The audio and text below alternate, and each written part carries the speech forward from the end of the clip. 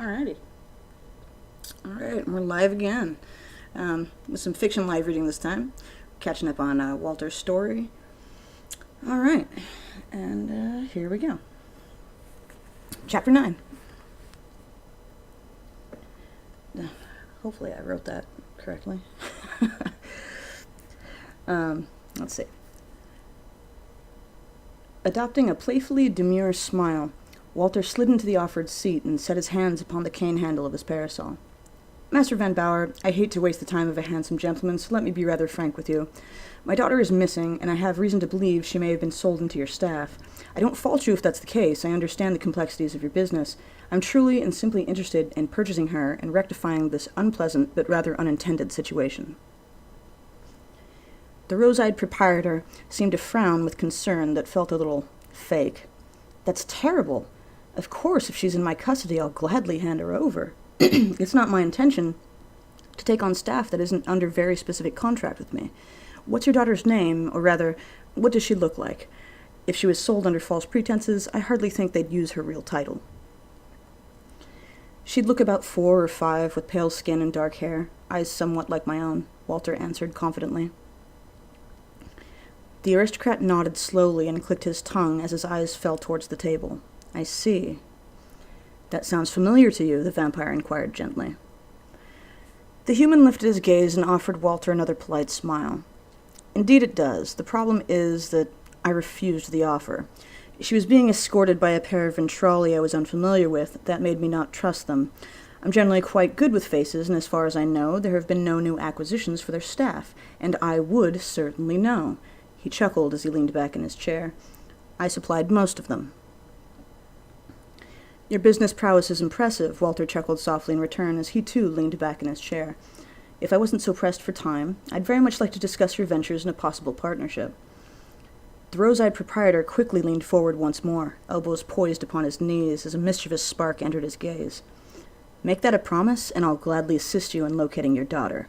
As you say, my prowess is impressive. It will be far easier to find her with me helping you than if you were to do so on your own. I know Gryffindor and the surrounding countryside with passionate familiarity. They couldn't get far without one of my people seeing where to. For a moment, Walter was stunned. He blinked as he slowly furrowed his brows forward and considered the businessman fully. You're a busy man. Certainly you can't afford to accompany me on what could turn into a rather tense investigation. But Elias was already in the process of standing and fetching his whiskey glass to sample lightly before answering. If this is truly Ventrali interference, I'm not pleased. I was told our partnership would be a stress-free one, which means no nefarious political activities. I can't abide by it. In truth, it's an investigation I'd need to conduct anyway. He then sipped his glass once more and headed for the nearby bureau. Walter merely stared at him, still looking confused as he turned to watch him as he wandered. Wouldn't you have your staff handle such an investigation? Not when it's this sensitive, the proprietor responded coolly, turning back to gaze at the vampire with a soft chuckle. Do you not want my assistance, Sire Walter? I'm adult enough to understand if you don't. The man smirked as he swirled his glass. This time, Walter chuckled with a genuine sense of ease as he slowly stood to approach the gentleman. He paused only a couple paces away and slid his hands into his pockets to say, I'd be absolutely honored and grateful beyond words for your help, Master Van Bauer. Please, the man purred back with something distant in the timbre of his voice. Call me Elias. Once they departed from the office, they headed back to the lobby, where Elias had a swift word with his bartender Sava before he finally was able to leave the premises with Walter. The vampire watched and waited patiently, and offered a calm smile as they exited and headed for another establishment across the square. Is that handsome young bartender one of your lead staff? Walter asked, striking up polite conversation for the short walk. He is. Interested. He's expensive, but quite worth it, Elias smoothly replied. The nobleman was forced to chuckle and half interrupt. No, I'm sure my wife wouldn't much appreciate me spending time in brothels. Oh. The businessman seemed to visibly deflate both in demeanor and tone. You're married.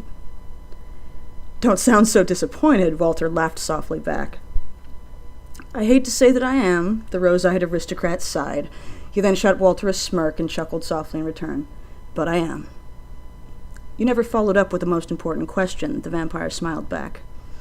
Elias paused in his step and gazed with a curious expression towards the noble. And what's that? How open is that marriage? Walter halted to respond, turning to face his new companion. There came a moment of pause, where those rose eyes flitted upwards in thought. They then blinked, and were once more upon Walter with a very playful smile. Well, how open is it? If it were a fence, the nobleman began, almost with a sigh and a smirk as he once more turned back towards their goal, cows would regularly wander through. There came another moment of pause for thought before the incorrigible proprietor quickly followed after Walter to resume his place beside him as he then asked, And, how often do you cavort with men in your wife's absence? Walter once more paused to gaze towards the establishment they'd been approaching, watching as several rough-looking mercenaries caroused outside by some tables. He answered as he realized the blue-skinned orcs from earlier were among them. Quite frequently, he answered absently. He then shot Elias a quick look. Those blue-skinned fellows were giving a pair of Vizronan officials trouble earlier. I may have intervened on the wrong behalf. They might cause a scene if we enter. I should perhaps wait here.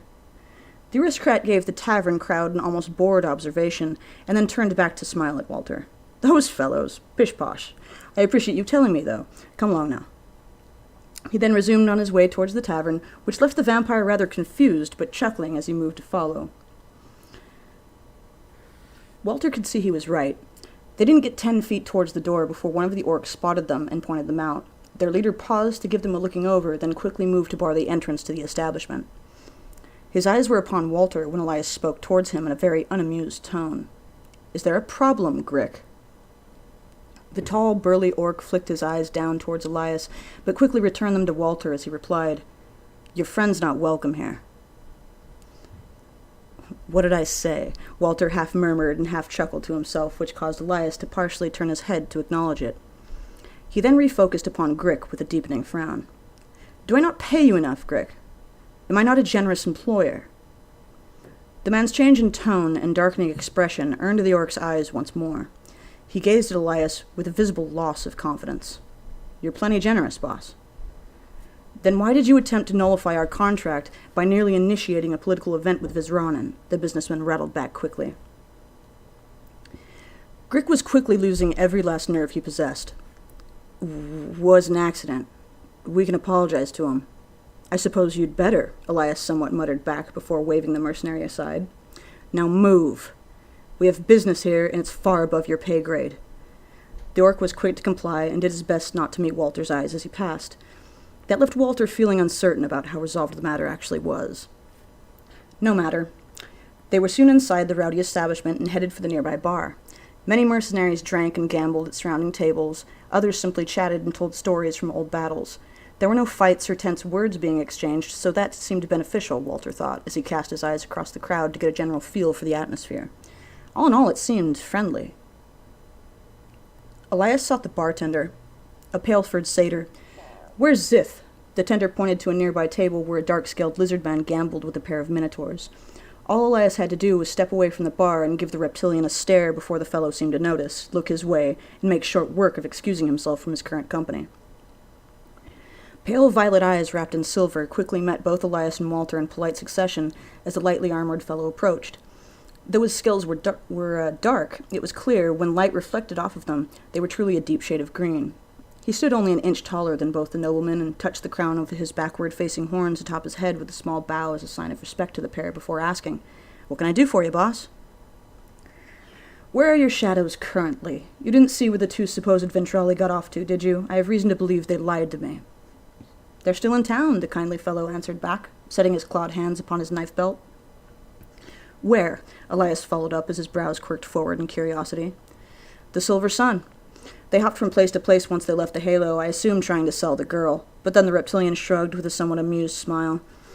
The merchants know not to make deals with anyone you refuse to, so I imagine they got tired of getting nowhere and tried to leave. Problem is, carriages aren't going anywhere today. There's a storm headed our way. Summoner scouts just sent the word. High winds, lots of lightning, bad travel conditions. So they're stuck at the Sun. The aristocrat nodded as he flashed Walter a look. For now.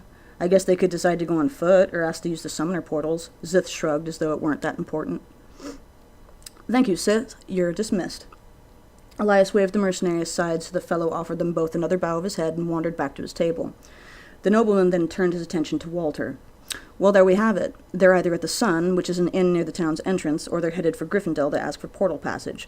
The latter seems less likely. They'd have to register where they were headed. I have to agree. I doubt they'd want to deal with the society further, the vampire nodded as he turned to follow Elias out of the establishment. Indeed, which leaves us with the Sun. So, come right along. We should be able to figure this out in short order. As the pair headed down the avenue towards the town gates, Walter couldn't help asking a question. That mercenary you employ, Zith, I take it he has similar abilities that a Slender or a Shade might, being able to summon shadows to see remote locations? The proprietor nodded with a calm smile as he kept his eyes on the road ahead. Indeed, a useful skill when I have so many places I need to see at any given time. I take it you and your family have the ability to employ similar tactics. Walter chuckled softly and nodded. We do. I suppose, as businessmen, we're rather similar. Indeed, Elias smirked as he paused at the entrance of the inn, his rose-hued eyes lingering upon the vampire for a moment before he opened the door for both of them. I'm eager to have that conversation about a possible partnership, but for now, he gestured Walter to follow him inside, which the noble nodded politely to oblige. The inn was homely and exceedingly well taken care of, with a number of comfortable furnishings in the lobby and an eager elven attendant behind the counter. The fellow seemed to brighten up at Elias's arrival, his features youthful and handsome, with long silken hair the palest shade of gold, and eyes so ghostly gray they almost appeared to lack color in their irises. Sire Van Bower, welcome! How can I assist you today? The elf greeted with audible cheer in his voice. Walter was forced to feel mildly impressed with how pleasant the businessman's reputation seemed to be, despite the actual business he ran. Elias simply smiled back at the cheerful fellow. Grevlin, my handsome young friend, you have a pair of Ventrollis staying here. What room are they in? 207, the cheerful Grevlin responded with a smile never wavering. He then fished a key from under the counter to slide it towards Elias. Here, take my copy. The proprietor gave a pleased sigh as he reached forward to collect the key, though not before leaning forward to offer Grevlin's hand a subtle but meaningful stroke. You're an absolute angel, Grevlin. Please tell me you'll be visiting me soon. As soon as I can. I'm in charge here till the end of the week, unfortunately, Grevlin sighed as he hunched over the counter to lean his chin in his slender hand, elbow poised upon the plane. The aristocrat smirked as he gestured Walter to follow him upstairs, though he spoke to the elf. I'll have to see about offering one of my staff to cover for you one of these nights. Grevlin brightened up immediately and watched the two noblemen ascend the staircase. He broke into a suggestive smile and had time for one more comment. And you say I'm the angel? Once upstairs, Walter couldn't help a subtle chuckle. Elias slowed in his step as he asked, What's so funny? People in town seem to like you. It makes me wonder why Sire Lask was so hesitant to send me to you, the vampire responded with a smile. The proprietor mused as they finally reached door 207. That fellow's a mystery. I do my best not to have to deal with him. He then slid the key into the lock, turned it, and opened the door. What they saw forced both noblemen to pause. In the center of the room was a stabilization circle with the younger of the two Ventrollis standing in its center. He was deep within incantation and unable to focus on anything but the portal he was summoning against the northern wall. Next to the portal stood the older Ventrolli, and by his side, his hand on the shoulder of Remy. Before either could act, the two fled through the portal, leaving the younger Ventrolli in a momentary state of distraction once his incantation ended, the portal wavering as it quickly lost energy.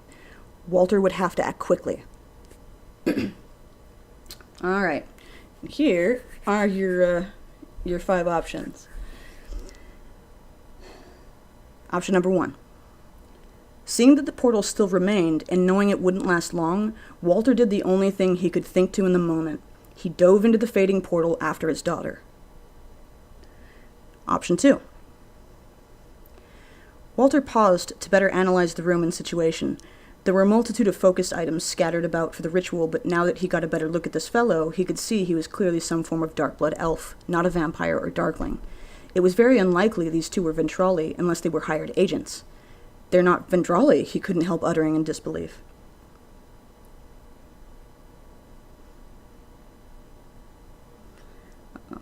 Here's option 3. Walter had but a moment to consider and act on the impulse to decipher the portal and see where it led out. At the very least, he'd know where they went. Here's option 4. Not trusting a disappearing portal, Walter instead turned to the remaining Ventrali who, upon second glance, looked to be a dark-blood elf of some sort, not a vampire or darkling. That became his immediate line of questioning as he slowly advanced upon the lone fellow. Who are you, and where did your associate take my daughter? Here's option 5. With the portal disappearing, Walter was quickly losing what little was left of his grace and patience. He rushed forward, faster than Elias could see or acknowledge, and soon had the remaining Ventrali against a nearby wall. Though it clearly wasn't a Ventrali, it was a dark-blood elf of some sort. But Walter didn't care anymore. Where in hellfire have you taken my daughter? Speak quickly if you wish to keep breathing. And the fire within the vampire's eyes spoke loud and clear. This was a promise, not a threat. Alright, those are your options this time around. Well, things are getting interesting. Thanks for tuning in. As always, these two are interesting to write for.